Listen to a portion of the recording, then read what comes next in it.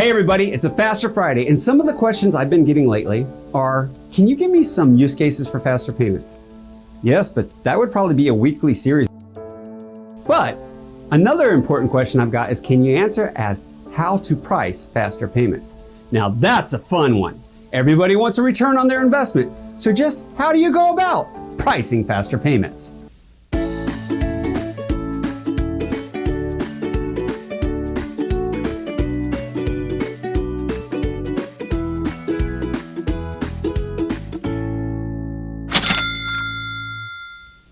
Faster, real-time, instant payments, call them whatever you want, but you can't deny that they generate a lot of buzz in the industry and have done so for years now, especially in other countries. From remote deposit capture to same-day ACH and now real-time payments. Well, faster payments are needed, yet banks and credit unions are hesitant to act on them. They fear the cost of implementing. They fear having to support the availability of 24/7, 365, the cost of risk and compliance, the concern of getting a return on investment when the talk of the town is faster payments and it's customer driven, yet they don't know if the customers are going to come or how to charge them. I would say that today everything is instant.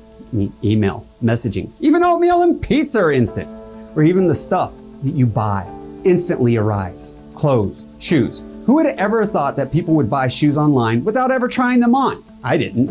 But yet we order them online and our stuff arrives faster than the payment does. I just don't see where the industry can argue why payments are not instant or real time. But we'll go on and get to that later in another video. I've heard it said that no one is asking about faster payments.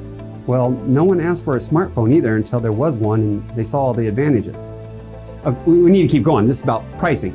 Then one question is, are consumers prepared to pay for making faster payments? Some say this is almost the same as asking, are consumers prepared to pay for sending an email instantly?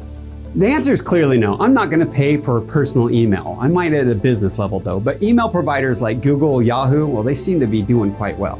Anyway, all over Europe and around the world, financial institutions are rolling out faster payments. So we have a few references when it comes to how pricing can be done, at least for retail customers, for consumers as well. Regulation has led to some transparency in the cost of daily banking in some countries.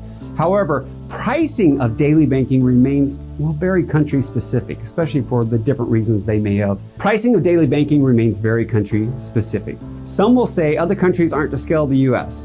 I'm going to save that argument also for another day. There are countries with a rather high cost of banking, like France, the UK, and Italy.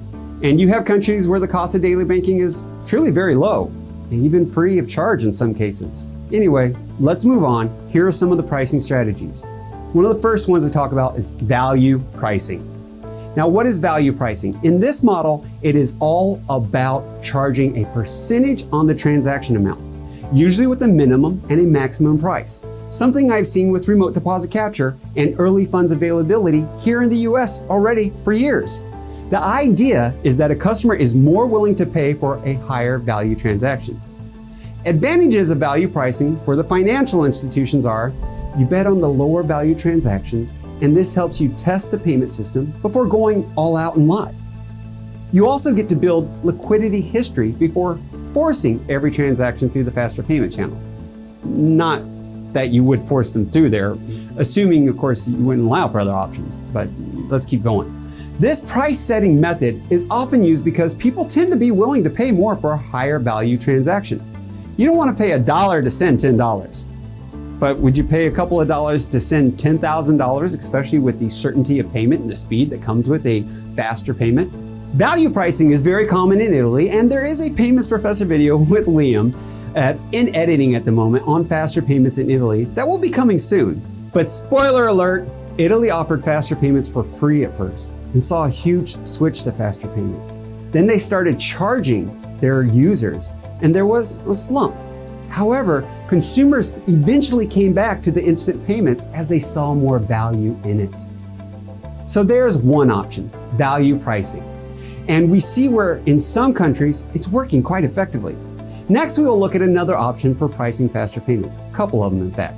Until then, please feel free to comment down below email me at kevin@paymentsprofessor.com. And of course, you're welcome to check out the website, paymentsprofessor.com. Go to the YouTube channel, youtube.com/c/paymentsprofessor.